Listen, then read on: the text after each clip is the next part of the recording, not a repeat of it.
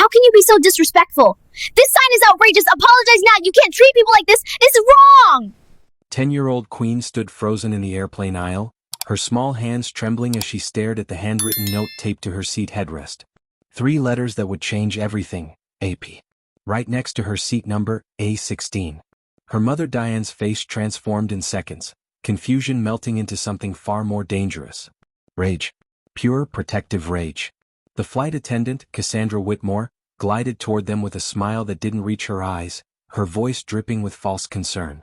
"Ma'am, is there a problem? We need to keep the boarding process moving." But there was a problem. A massive problem. And what happened next would expose a truth that had been hiding in plain sight for years. But to understand how a 10-year-old girl ended up in the fight of her life at 30,000 feet, we need to go back 48 hours. Queen had always been special. Not in the way parents say every child is special, but truly, undeniably remarkable. 2 days before that flight, she stood on the stage of her school auditorium, microphone in hand, delivering a spoken-word poem that left the entire room speechless. Her words flowed like water, powerful and unstoppable, about identity, about pride, about knowing who you are even when the world tries to tell you different. The judges didn't hesitate. First place. But the prize was more than a trophy. It was a full scholarship to a youth leadership conference in Washington, D.C., a chance most kids in her neighborhood only dreamed about. Her mother Diane had been standing in the back of that auditorium, tears streaming down her face. As a single mother working endless hours as a paralegal, sacrificing everything to give Queen opportunities she never had, this moment felt like proof that it was all worth it. That night, after they got home to their modest apartment, Diane surprised Queen with an envelope. Inside were 2 plane tickets. Their first flight together. Ever. Queen's reaction was pure magic. She spent the next 2 days doing what any excited 10-year-old would do, but with an intensity that made Diane's heart ache. She researched everything about planes. She watched video after video about flying, about what to expect, about the science of aviation. She packed and repacked her small suitcase, carefully placing her new journal on top, the one she planned to fill with every detail of this adventure. Their apartment was small, but it was filled with love and memories. On the wall hung photos of a man in a pilot's uniform. Queen's father. He'd been a military pilot who died in service when Queen was just 3 years old. She barely remembered him, but she knew one thing with absolute certainty. He had loved flying. And now she would finally understand why. One night, as Diane tucked her in, Queen held her father's old aviator pin, the one possession of his she treasured most. Her voice was soft but determined. "Mama, Daddy loved flying. I want to see what he saw up there." Diane had to leave the room to cry. Her baby girl was growing up, chasing dreams, honoring a father she barely knew.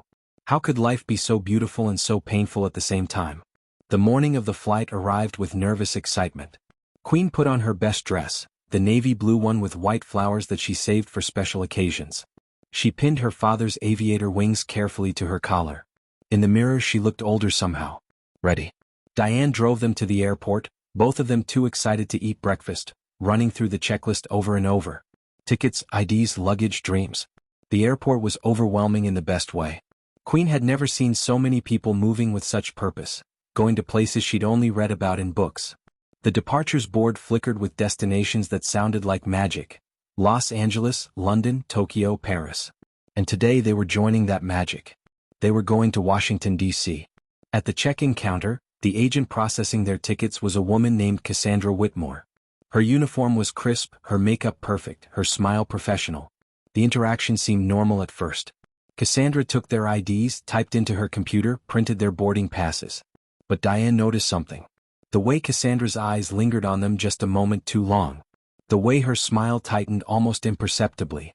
The subtle shift in her demeanor, like a door closing behind polite professionalism. Then Cassandra did something unusual. Instead of just handing over the boarding passes, she picked up a pen and manually wrote something on them. Her hand moved quickly, deliberately. She slid the passes across the counter with that same tight smile. "You're all set. Gate C12. Boarding begins in 90 minutes.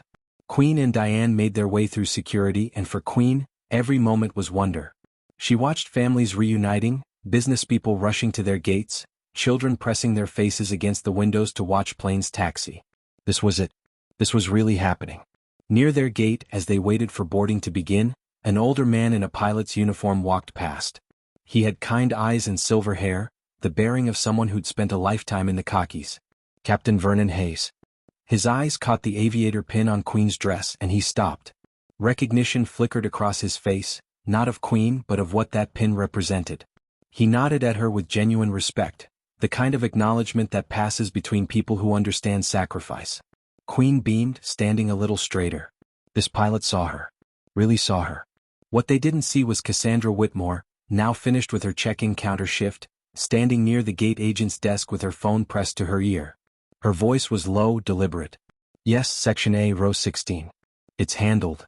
She glanced toward Queen and Diane, that same tight smile playing at her lips before walking away. The boarding announcement crackled over the speakers. Group 1. That was them.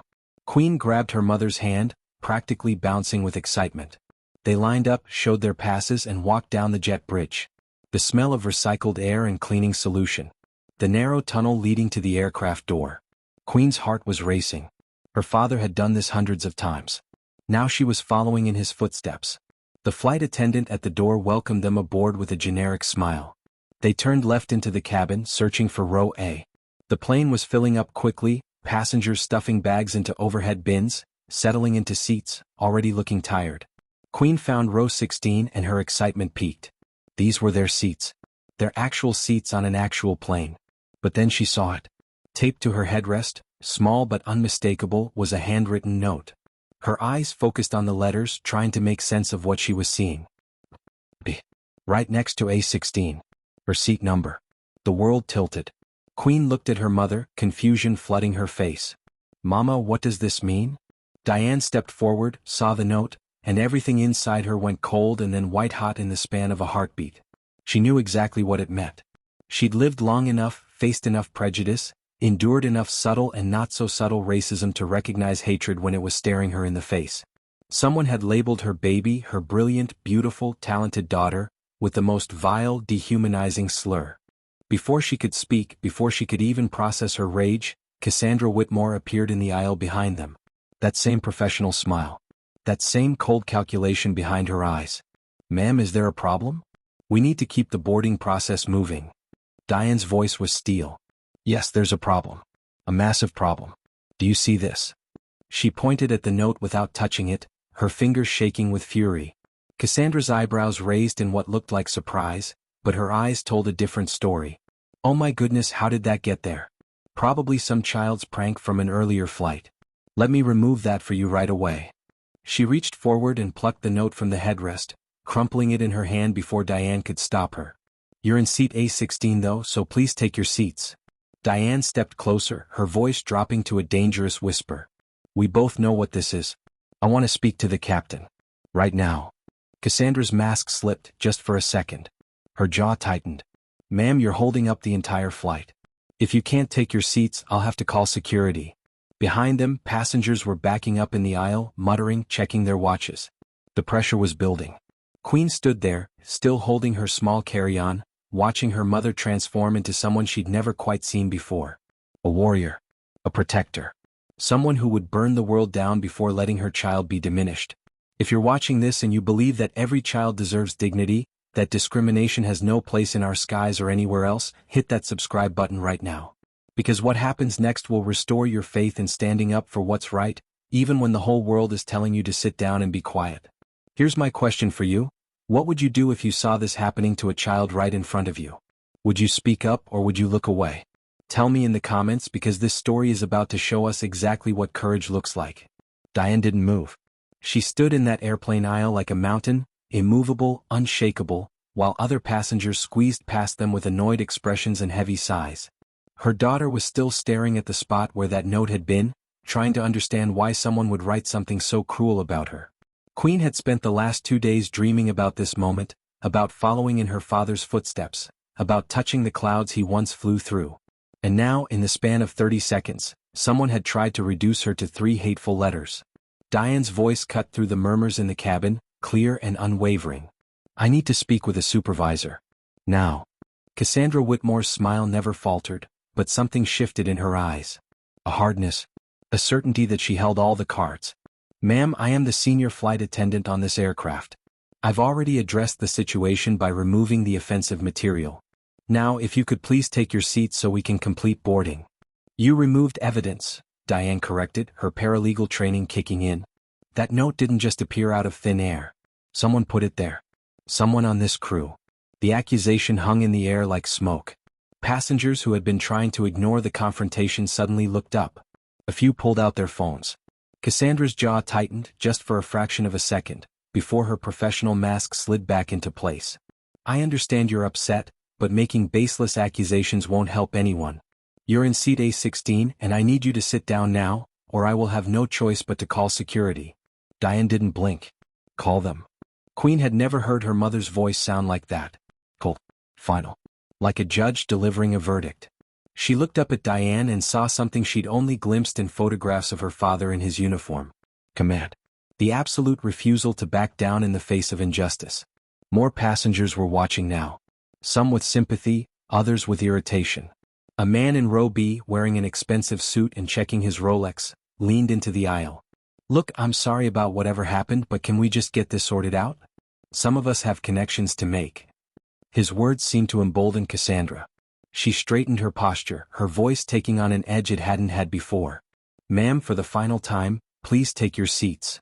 Diane crossed her arms. Not until this incident is properly documented. I want the captain informed. I want a written report. And I want to know who wrote that note. Cassandra's mask didn't just slip, it cracked wide open. Some people just aren't meant for first class. Perhaps you'd be more comfortable in coach? The words landed like a slap. Several passengers gasped. But Diane almost smiled, a grim, knowing expression. Because Cassandra had just revealed exactly who she was. We're not in first class, Diane said slowly, deliberately. We're in economy. Row A is just the front of the economy section. We paid for these exact seats. So what you're really saying is that some people aren't meant to sit in the front of the plane at all, aren't you? Cassandra's face flushed, but she recovered quickly. I'm simply offering you an alternative solution. There are open seats toward the back of the aircraft.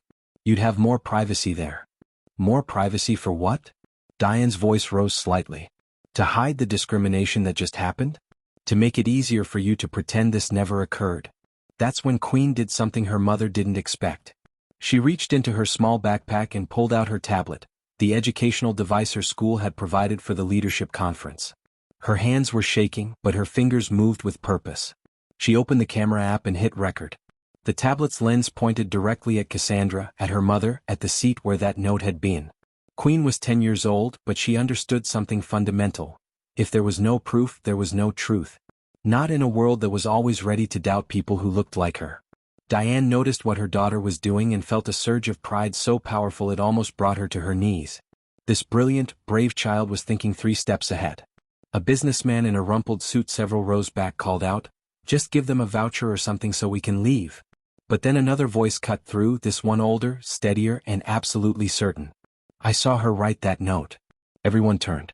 An elderly woman sitting across the aisle in seat A15, with silver hair pulled back in an elegant bun and sharp, intelligent eyes behind wire-rimmed glasses, was looking directly at Cassandra. Her name was Dorthea Chen, though no one knew it yet. Her voice carried the weight of someone who had spent a lifetime speaking truth to power. "I was standing in line behind them at the check-in counter," Mrs. Chen continued, her words measured and precise. "I watched this flight attendant write something on their boarding passes with a pen. At the time I thought it was unusual, but I didn't think much of it. Now I understand exactly what I witnessed." Cassandra's face went pale, then red. That's not. I was just making notations for the gate agents." "You wrote something on their boarding passes," Mrs. Chen repeated. "And now there's a racist slur on this child's seat. Those facts seem remarkably connected, don't they?" The cabin had gone silent. Even the businessman with the Rolex had stopped complaining. Passengers were filming now, multiple phones pointed at the confrontation. This was no longer a private dispute. It was public. It was documented. It was real. Cassandra's composure was fracturing. She touched the call button on the wall panel, and within seconds, another flight attendant appeared from the back of the plane. He was younger, maybe late 20s, with kind eyes that looked genuinely distressed by what he was walking into. His name tag read Trevor. "Trevor, I need you here," Cassandra said, her voice tight. "These passengers are refusing their assigned seats and disrupting the boarding process." Trevor looked at Queen, at Diane, at the tension crackling through the cabin like electricity. What's going on? Before Cassandra could spin the story, Diane spoke. Someone taped a note to my daughter's seat with a racial slur. That flight attendant removed it before we could document it. A witness says she saw this same attendant writing on our boarding passes. We're asking for the captain to be informed and for this incident to be properly reported. We're not refusing our seats, we're refusing to be silent. Trevor's face showed real concern. He glanced at Cassandra and something passed between them. A history. An understanding. He looked like he wanted to say something but couldn't quite find the courage. Cassandra's voice turned cold. Call security. They're becoming belligerent. We're not belligerent, Diane said calmly. We're black. There's a difference, but people like you have been confusing the two for centuries. The words hung there, undeniable and devastating. Trevor hesitated, his hand on his radio. He looked at Queen, this small girl in her best dress with her father's pilot wings pinned to her collar, holding a tablet that was recording everything. He looked at Mrs. Chen, who sat with the bearing of someone who had fought these battles before. He looked at the other passengers, some nodding in support, others looking away in discomfort. But Cassandra had already made the call. Security to gate C12. We have a situation on board. Within 2 minutes, 2 security officers appeared at the aircraft door. They were large men in dark uniforms, radios crackling, expressions neutral and professional. One was older with gray at his temples, the other younger and more muscular. They approached down the aisle, and Queen instinctively moved closer to her mother. The older officer spoke first. What seems to be the problem? Cassandra jumped in before anyone else could speak. These passengers are refusing to take their assigned seats and are disrupting the boarding process. They're making accusations against crew members and creating a hostile environment. The officer turned to Diane. Ma'am, is this accurate? Diane's voice was steady, clear, and backed by every ounce of her legal training. My daughter and I are not moving until this incident is properly documented and addressed. Someone placed a racist note on my child's seat. When we discovered it, the flight attendant removed it before we could photograph it as evidence. We have a witness who saw her writing on our boarding passes at check-in. My daughter has been recording since the confrontation began. We are not being disruptive. We are being discriminated against and we're refusing to accept it quietly. The younger officer looked uncomfortable. This wasn't a simple refusal to comply. This was something bigger, messier, something that could end up in headlines and lawsuits. Do you have this recording? The older officer asked.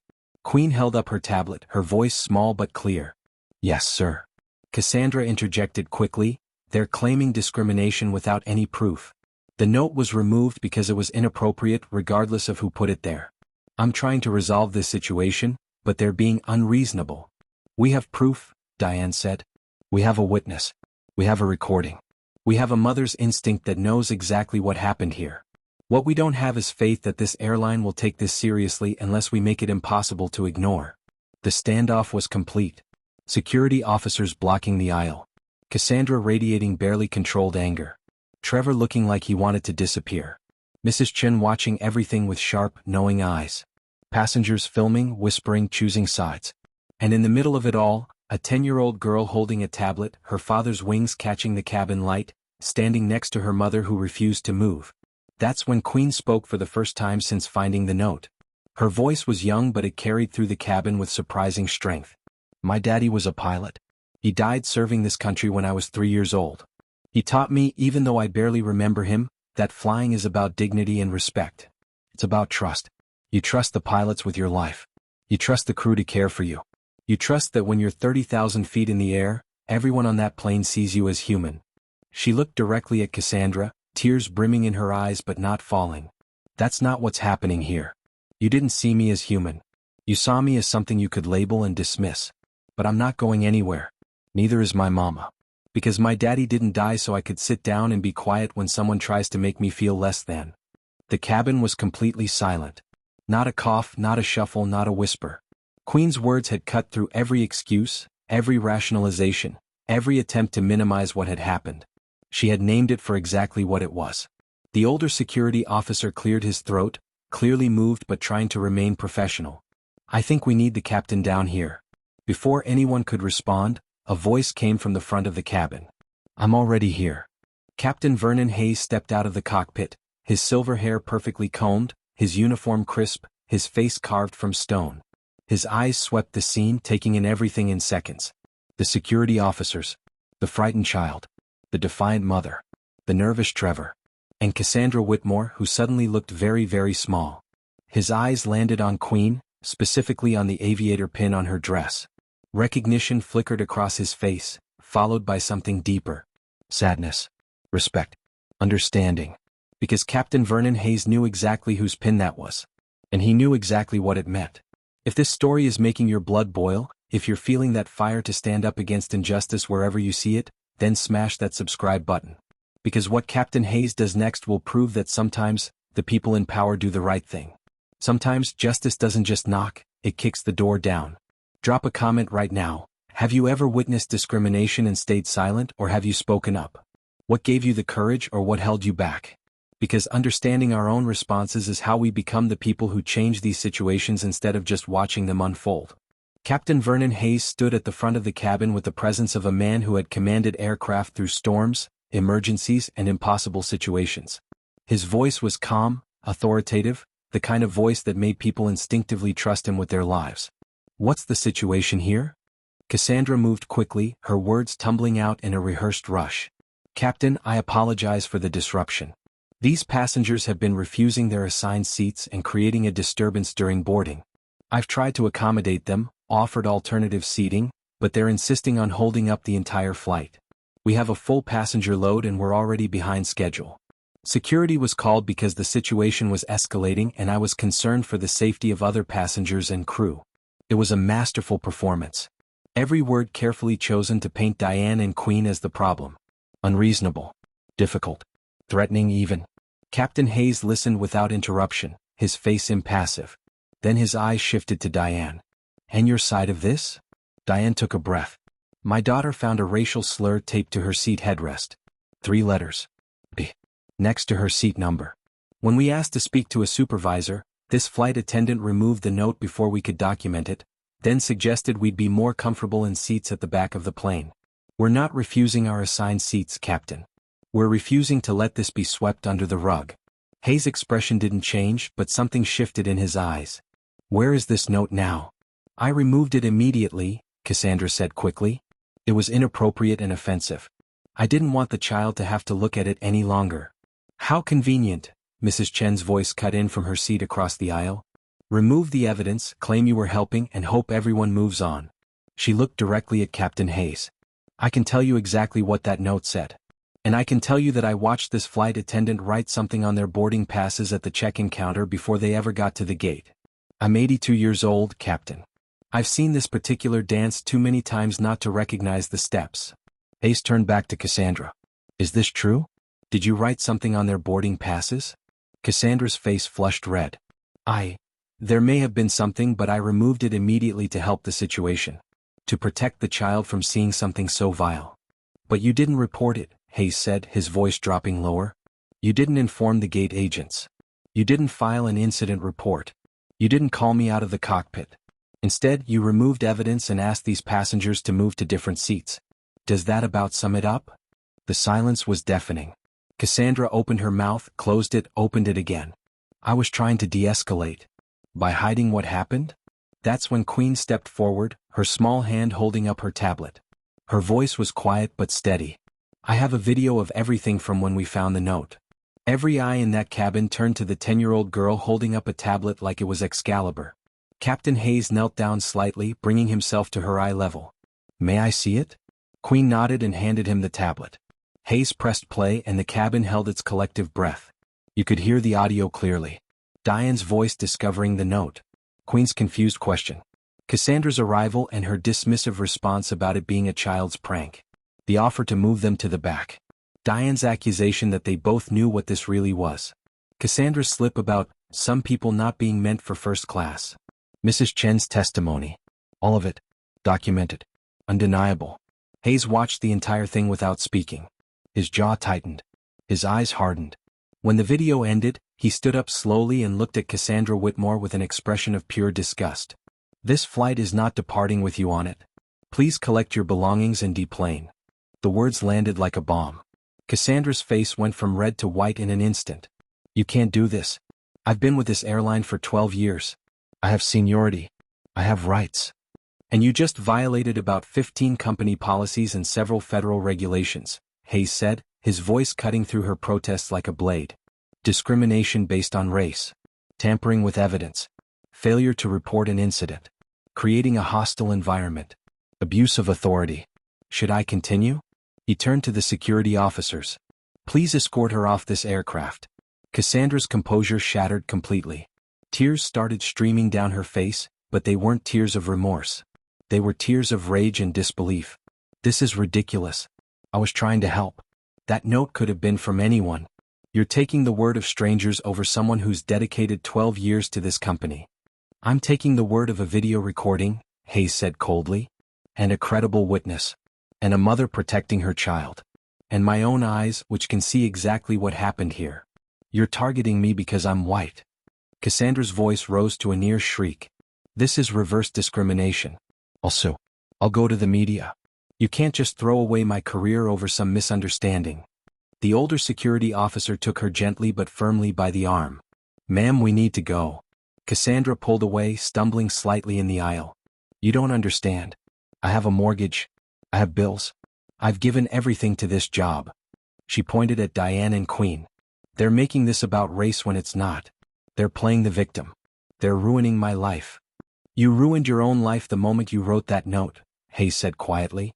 Now leave my aircraft before I have you charged with trespassing in addition to everything else. The security officers didn't wait for another protest.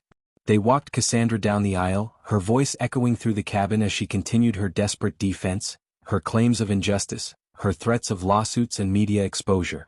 Passengers watched in stunned silence as she was escorted off the plane, her 12-year career ending in the span of 10 minutes because she'd made the fatal mistake of underestimating a mother's love and a child's courage. When Cassandra was finally gone, Hayes turned to Trevor, who had been standing frozen against the wall like he wished he could disappear into the airplane's aluminum skin. The young flight attendant looked terrified. We'll discuss your role in this later, Hayes said, his tone leaving no room for argument. Right now, I need you to complete the pre-flight checks and prepare for departure. Can you do that? Trevor nodded quickly, relief and dread mixing on his face. Yes, Captain. Hayes watched him hurry toward the back of the plane, then turned his attention back to Queen and Diane. His entire demeanor softened. Please sit down. Both of you. He gestured to their seats, then disappeared for a moment before returning with 2 bottles of water. He handed them over personally, then knelt down again so he was at Queen's eye level. That's a very special pin you're wearing, he said gently. Queen's hand went to the aviator wings on her dress. It was my daddy's. Hayes nodded slowly. I know.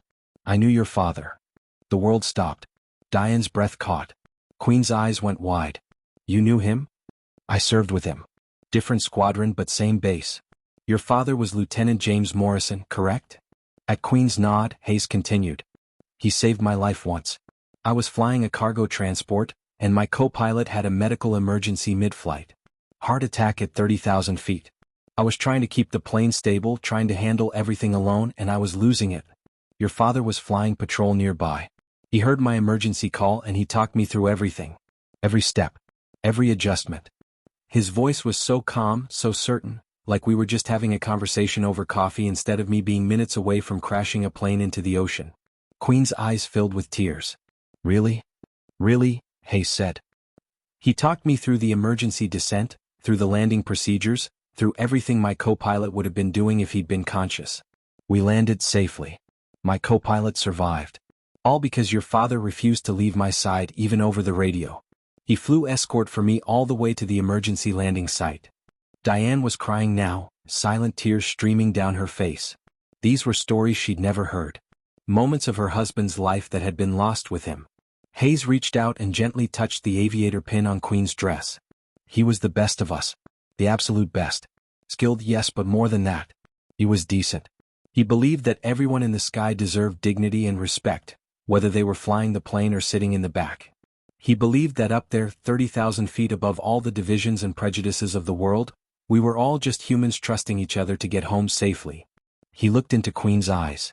And he would be so incredibly proud of how you stood up today. You showed more courage in 10 minutes than most people show in a lifetime. Queen couldn't hold back anymore. She broke down crying and Hayes pulled her into a gentle hug. This stranger who wasn't a stranger at all. This captain who had known her father, who carried memories she'd never had, who understood the weight of that pin she wore. When Queen finally pulled back, wiping her eyes, Hayes stood up. Your father taught me something that day. He saved my life. He said that the measure of a person isn't what they do when everyone's watching. It's what they do when they think no one will notice. When they could get away with something small and petty and mean. He looked toward the front of the plane where Cassandra had been escorted off. Some people fail that test. But you two passed it with honors. He pulled out his radio and spoke into it briefly. When he finished, he looked at Diane. There's a policy this airline has for families of service members who died in the line of duty. It's not advertised widely, but it's there. You're entitled to complimentary upgrades when available. He gestured toward the front of the plane. First class has 2 open seats. They're yours. Diane started to protest. That's not necessary, we just want it. I know what you wanted, Hayes interrupted gently. You wanted your daughter to be treated like a human being. That's the bare minimum. Let me do a little better than that. Before they could respond, Mrs. Chen spoke up from her seat. She'd been quiet during the emotional reunion, but now she reached into her elegant purse and pulled out a business card. She handed it to Diane. My name is Dorthea Chen. I'm a retired civil rights attorney. I worked on desegregation cases in the 70s, discrimination lawsuits in the 80s and 90s, and I've spent 40 years fighting battles very similar to the one you just won. She tapped the card in Diane's hand. I may be retired, but I still know people. Judges, attorneys, advocates, journalists. What happened here today needs consequences beyond that flight attendant losing her job. This airline needs to answer for how someone like her could work here for 12 years. How many other incidents were buried? How many other families were told to just move to the back and be quiet? Diane looked at the card, then at this remarkable woman who had spoken up when she could have just as easily looked away. Thank you. I don't even know what to say. Say you'll call me, Mrs. Chen replied. Say you won't let this go. Because that little girl right there deserves to grow up in a world where standing up for yourself doesn't require this much courage. And the only way we get to that world is if people like us make sure there are real consequences for people like her. Movement in the aisle caught everyone's attention. The businessman from row B, the one who had complained about his connection, was standing up. He looked uncomfortable, ashamed even. He walked over to where Queen and Diane stood. I owe you an apology, he said quietly. When this started, all I cared about was getting to my meeting on time. I didn't think about what you were going through. I didn't think about what it would mean to just tell you to sit down and be quiet. I was part of the problem. He looked at Queen. I'm sorry. You're braver than I am. You're braver than most people I know. Queen nodded, accepting the apology with a grace that somehow made the businessman look even more ashamed of his initial reaction. Other passengers were looking at them now with respect instead of irritation. A woman a few rows back gave them a thumbs up. A man across the aisle nodded with tears in his eyes. The atmosphere had completely shifted. This was no longer a disruption. This was a moment. A line drawn in the sand. A refusal to accept the unacceptable. Captain Hayes gestured toward the front of the cabin. First class is waiting. And I promise you, the rest of this flight is going to be everything your father would have wanted it to be. Queen looked up at her mother, still clutching her tablet, still wearing her father's wings, still standing tall despite everything she'd been through. Diane squeezed her hand. Let's fly, baby girl. Let's see what your daddy saw. They walked toward first class together, and the passengers they passed smiled at them, some reaching out to touch Queen's shoulder in support. Mrs. Chen gathered her things and moved with them, refusing to let them face the rest of this journey without a witness who understood the weight of what had just happened. Trevor helped them with their bags, his hands shaking slightly, his eyes apologizing for everything he should have done and didn't. As they settled into the wide, comfortable seats of first class, seats they'd never expected to occupy, Queen looked out the window at the tarmac below. The ground crews were moving around the plane. The jetway was pulling back. The world was preparing for them to fly. She touched her father's pin one more time and whispered something only Diane could hear. I see you, Daddy. I finally see you. If this story is giving you chills, if you're feeling that rush of justice being served and courage being rewarded, hit that subscribe button right now because we're not done yet. The aftermath of this flight is going to prove that sometimes standing up doesn't just change your story, it changes the whole system. Here's what I want to know from you. When was the last time you saw someone being mistreated and you actually did something about it? Not just felt bad but actually intervened? Share your story in the comments because we need more people like Queen, like Diane, like Mrs. Chen, and like Captain Hayes in this world. The first class cabin felt like a different world. Plush leather seats that reclined almost flat. Warm towels offered with genuine smiles. Space to breathe, to think, to exist without feeling cramped or dismissed. Queen sat by the window, still clutching her tablet like a lifeline, while Diane sat beside her, one hand never leaving her daughter's shoulder. The trauma of the last hour hung over them like a fog, even in this unexpected luxury. They were still processing. Still trying to understand how a day that had started with so much excitement and hope had nearly been destroyed by 3 letters and one person's hatred. But they were here. They had stood their ground. They had refused to be silent. And somehow, impossibly, they had won. A shadow fell across their seats and both of them tensed instinctively. But it was Trevor, the young flight attendant who had stood frozen during the confrontation. He looked wrecked. His eyes were red, his hands shaking slightly as he approached. "I'm so sorry to bother you," he said quietly. "But I needed to say something before we take off. I should have said something immediately. The second I saw what was happening, I knew it was wrong. But I was scared." He laughed bitterly. "How pathetic is that? I was scared of Cassandra." Diane studied him carefully. "Why were you scared of her?" Trevor glanced around, then knelt down so he was at their eye level, his voice dropping to barely a whisper. "Because she's gotten people fired before. 3 crew members that I know of, gone because they crossed her or reported her or just didn't fall in line. She's been with the airline for 12 years and she has connections in management. Everyone knows not to challenge her." He looked at Queen, his eyes filled with genuine remorse. "But that's no excuse. You're a child. A child who deserved protection, and I stood there like a coward while she tried to humiliate you." Queen didn't know what to say. She was 10 years old, and she just watched an adult who should have protected her admit that he'd been too afraid to do the right thing. Trevor continued, his words coming faster now, like a confession he'd been holding back for too long. "This isn't the first incident with Cassandra. I've seen her be cruel to passengers before, always in subtle ways. A black family gets seated near the bathrooms even though there are better seats available. A passenger with an accent gets ignored or treated dismissively. A woman in a hijab gets extra security screenings that Cassandra personally requests. It's always small enough to deny, subtle enough to explain away. But it's a pattern. It's always been a pattern." Diane leaned forward. "And no one reported her?" "People tried," Trevor said. "But she's careful. She never leaves evidence. She always has an explanation. And she's protected by someone higher up, we're just never sure who. Complaints disappear. Incident reports get lost. People who push too hard find themselves on the worst routes or suddenly getting written up for minor infractions." He looked at Queen's tablet. "But your daughter's video, that's everything. That's undeniable proof of what she is and what she's been doing. Please don't let this go. Please make sure this matters." Before anyone could respond, the aircraft's engines began to spool up. Trevor stood quickly, composing himself. "I'll be testifying. Whatever investigation happens, I'm telling them everything I know. It's the least I can do." He hurried back toward his station as the plane began to push back from the gate. Queen looked at her mother and something passed between them. An understanding. This wasn't over. This couldn't be over. Because if Cassandra had been doing this for years, if there were other families who had been humiliated and silenced, then Queen and Diane had an obligation to make sure their stand meant something bigger than just themselves. The plane taxied to the runway and Queen pressed her face against the window. The airport slipped past, the ground crews waving, the terminal growing smaller. Then the engines roared to full power and the nose lifted and suddenly they were airborne.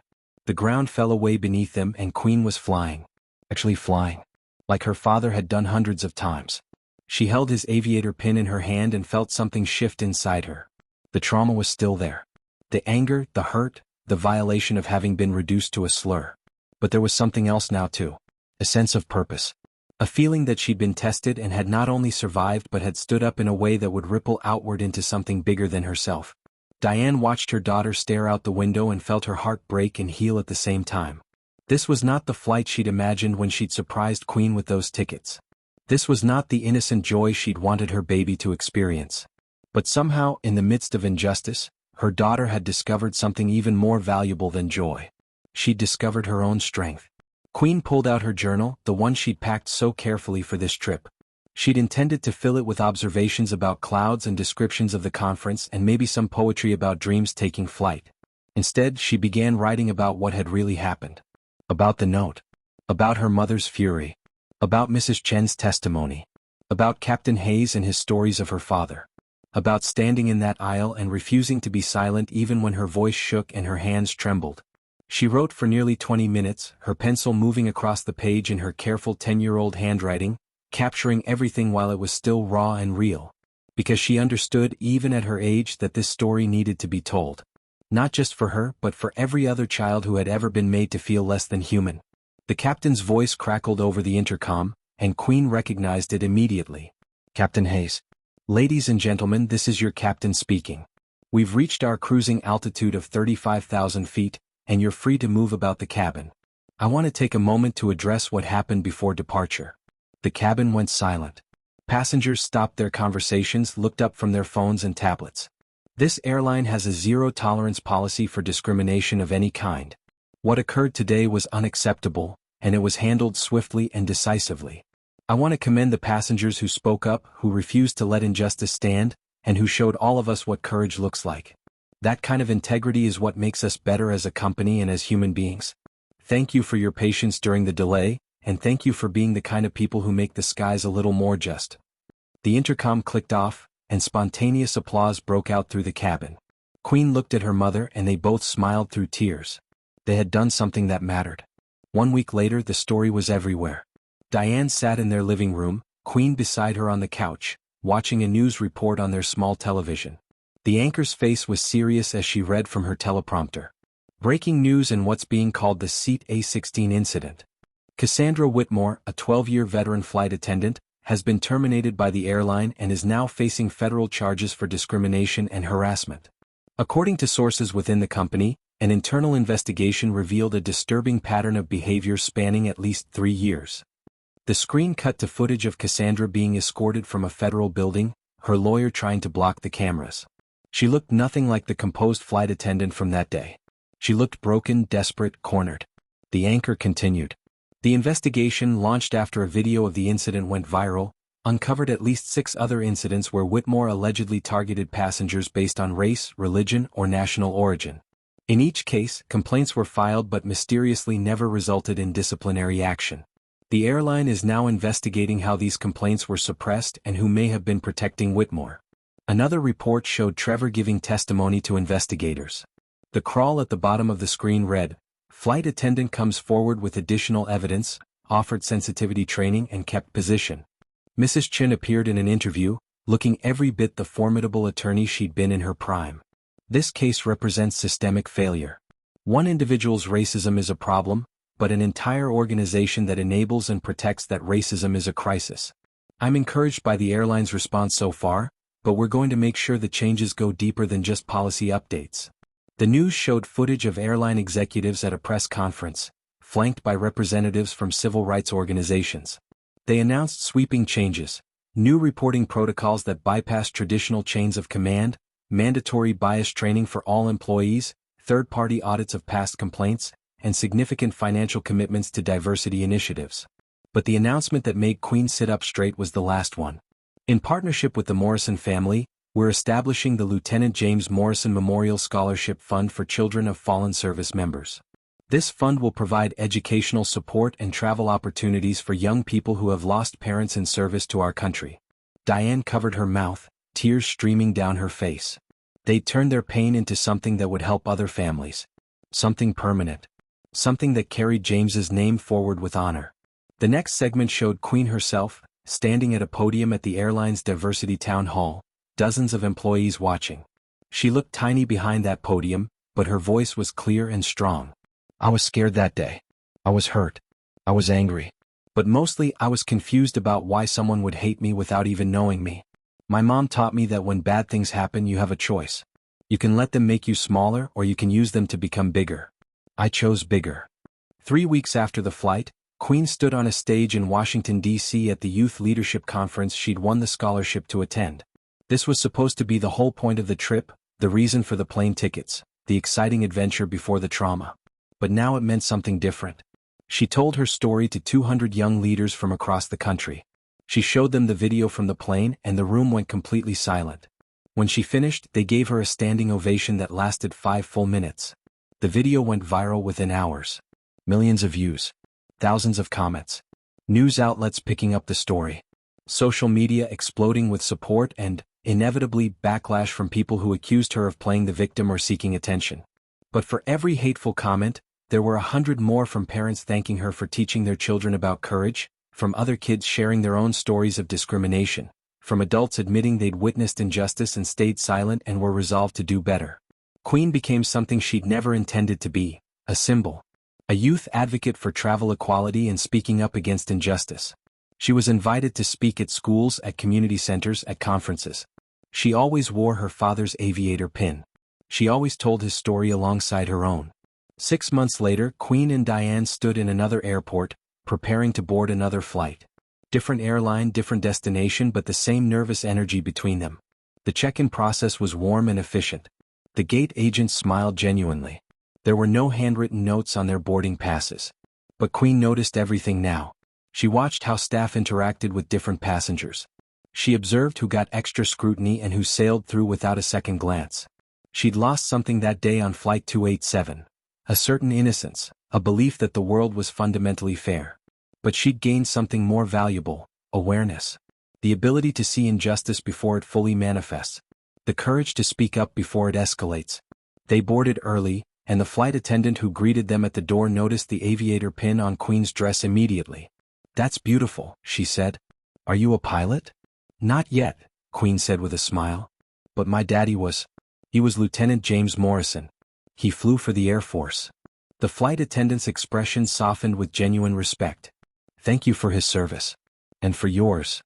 "Mine?" Queen asked, confused. "I saw your video," the woman said quietly. "What you did, that changed things for people like me too. Made it easier to speak up when we see something wrong. So thank you." Queen nodded, understanding flooding through her. Her stand hadn't just been about that one day or that one flight attendant. It had been about creating space for others to be brave too. They found their seats, regular economy this time, and Queen didn't mind at all. She'd learned that dignity didn't come from where you sat on a plane. It came from knowing who you were and refusing to let anyone diminish that. Diane watched her daughter settle in, pulling out a new journal to document this flight. Queen was different now. More aware, yes, but also more confident. More vocal. More certain of her place in the world. The trauma had marked her, there was no denying that. But it hadn't broken her. If anything, it had revealed strength that had always been there, just waiting for a moment to emerge. The plane pushed back from the gate. The engine spooled up. The runway stretched out before them. And as the nose lifted and the wheels left the ground, Queen pressed her face to the window and held her father's pin close to her heart. The world spread out beneath her, vast and complicated and sometimes cruel, but also full of people who would stand up and speak out and refuse to let hatred win. She could see it all from up here. The cities and rivers and mountains. The same view her father had seen when he flew. She whispered to the window, to the sky, to the memory of a man she barely remembered but knew in her bones. "I see it now, Daddy. I see what you saw. Not just the clouds and the sky, but the bigger picture. The fight that matters. The stand that has to be taken. I see it all." The plane climbed higher and Queen smiled through her tears. She was flying. Really, truly flying. And somewhere, somehow, she knew her father was flying with her. If this story moved you, if it made you believe that one person standing up can actually change the system, then subscribe right now, because this channel is dedicated to stories that prove courage wins. That justice matters. That even when you're small and scared and facing people who want to diminish you, your voice has power. Here's my final question for you, and I really want you to think about this. What injustice have you witnessed that you wish you'd spoken up about? What moment do you replay in your mind, wishing you'd been braver? Share it in the comments, not to shame yourself, but to remember it. Because the next time you see something wrong, maybe you'll be the Queen, the Diane, the Mrs. Chen, or the Captain Hayes of someone else's story. Maybe next time, you'll be the one who refuses to stay silent. A year after that flight, life looked very different for everyone involved in what the media had dubbed the C-16 incident. The ripples from that single act of courage had spread farther than anyone could have imagined, touching lives and changing systems in ways both big and small. Cassandra Whitmore was working at a retail store in a strip mall 40 miles from the airport where her career had ended. Gone was the crisp uniform, the authority, the power she'd wielded for 12 years. Now she folded clothes and restocked shelves and avoided eye contact with customers who sometimes recognized her from the news coverage. The federal charges had been reduced to misdemeanors in a plea deal, but her name was permanently attached to one of the most high-profile discrimination cases in airline history. She'd applied to dozens of positions, But a simple Google search brought up page after page of articles about what she'd done. The consequences were real. They were permanent. And they served as a stark reminder that hatred always has a price, even when you think no one's watching. Trevor, the flight attendant who had frozen in fear during the confrontation, found his redemption through accountability. He now led sensitivity training sessions for the airline, traveling to different hubs and telling his story with unflinching honesty. He stood in front of rooms full of flight attendants and gate agents and told them exactly how he'd failed. How he'd seen injustice happening and stayed silent because he was more concerned about his job than about a child's dignity. How that silence had made him complicit. How he'd had to live with the shame of watching a 10-year-old girl show more courage than he had. His sessions were powerful because they were real. He didn't present himself as a hero who'd learned a lesson. He presented himself as a cautionary tale, a warning about what happens when good people choose comfort over courage. And his message resonated. Incident reports at the airline increased by 300% in the year following his training program's implementation. Not because there was more discrimination but because people were finally speaking up instead of looking away. Mrs. Dorthea Chen, the retired civil rights attorney who had witnessed everything and refused to stay silent, had found new purpose in her supposed retirement. She'd taken Diane under her wing, mentoring her through the complex world of advocacy and civil rights work. They met every Tuesday for lunch at a small cafe near Mrs. Chen's home, and over soup and sandwiches, the older woman taught the younger one everything she'd learned in 40 years of fighting for justice. How to navigate bureaucracy. How to build coalitions. How to turn one family's trauma into systemic change. Diane had discovered a calling she never knew she had. She was still working as a paralegal, but now she volunteered with 3 different civil rights organizations, using her legal knowledge to help other families who face discrimination. She'd found her voice and it was powerful. Captain Vernon Hayes had retired from flying 6 months after the incident, deciding that 35 years in the cockpit was enough. But retirement for him didn't mean stopping. It meant redirecting. He now volunteered with a youth aviation program, teaching kids from underserved communities about the science and art of flight. And his star student, the one who showed up every Saturday morning without fail, was Queen. She sat in the front row during his lectures, asked the smartest questions, and absorbed everything he taught her about aerodynamics and navigation and weather patterns. But more than that, Hayes taught her stories about her father. Every session, he shared another memory of Lieutenant James Morrison, filling in the gaps of a life Queen had been too young to remember. She was building a picture of her father, piece by piece, story by story. And with Hayes's guidance, she was following in his footsteps, dreaming of the day she'd earn her own pilot's wings.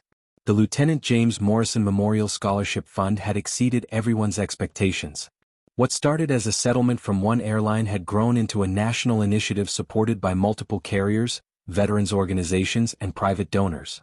In just 1 year, it had provided educational support and travel opportunities to 47 children of fallen service members. Each recipient received a letter signed by Queen herself, along with a pin identical to the aviator wings her father had worn. She wrote every letter personally, telling them about her father, about standing up for themselves, about carrying forward the legacy of parents who had sacrificed everything. Those letters became treasured possessions, framed and hung on bedroom walls, read and reread during moments of doubt or struggle. Queen's own journey had taken her places she'd never imagined. She was invited to speak at schools across the country, sharing her story and inspiring other young people to find their voices. But her favorite moment came 6 months after the incident, back at her own school at another talent show. She stood on the same stage where this whole journey had begun, but she was different now. Older in ways that had nothing to do with time and everything to do with experience. She performed a new spoken word piece, one she'd written in the months following the flight. Her voice was clear and strong, filling the auditorium with words that came from the deepest part of her soul. They tried to make me small, to fit me in a box labeled with hate. They looked at my skin and saw something to diminish, something to dismiss, something less than human. But I learned something that day, standing in an airplane aisle with my mother beside me and my father's wings on my chest. I learned that when you know who you are, really know it deep in your bones, nobody can diminish you. When you carry the love of those who came before you, when you understand the sacrifices they made and the dreams they dreamed for you, nobody can make you small.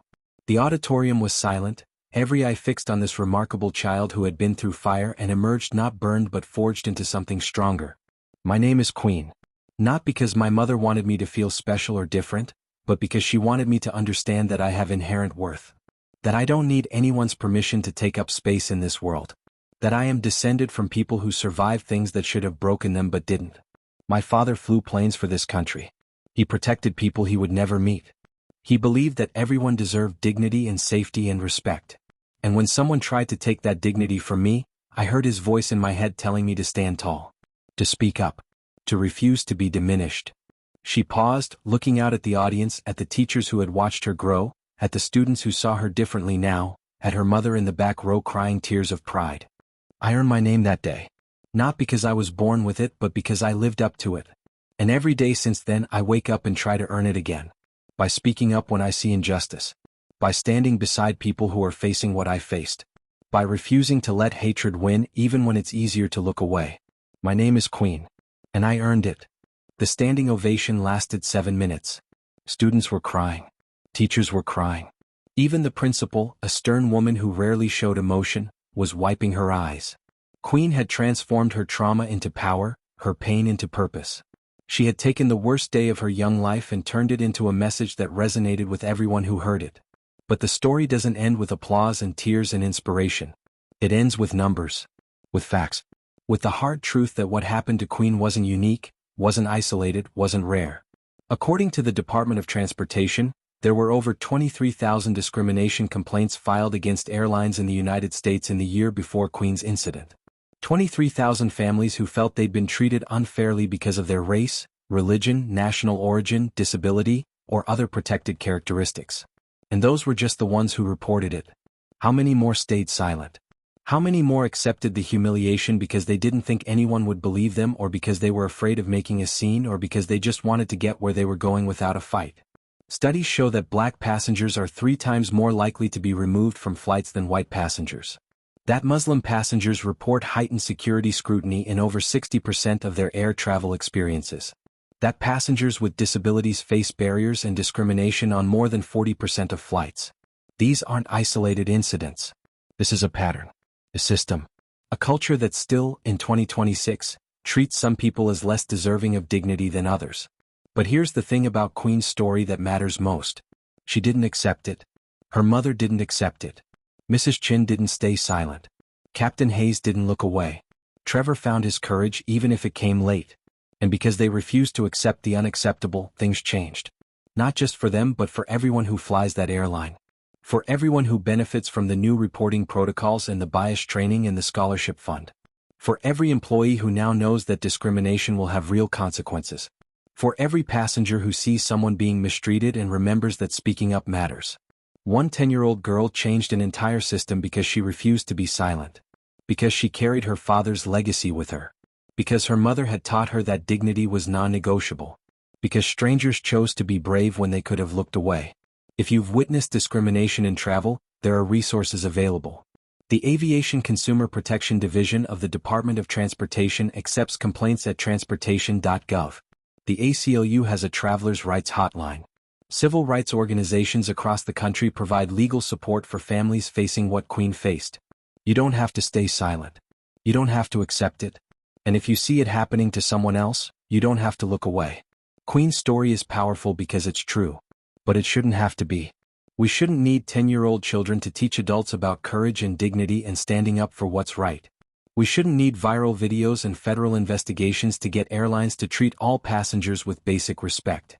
We shouldn't live in a world where a child has to record evidence on her tablet because she knows no one will believe her otherwise. But we do live in that world.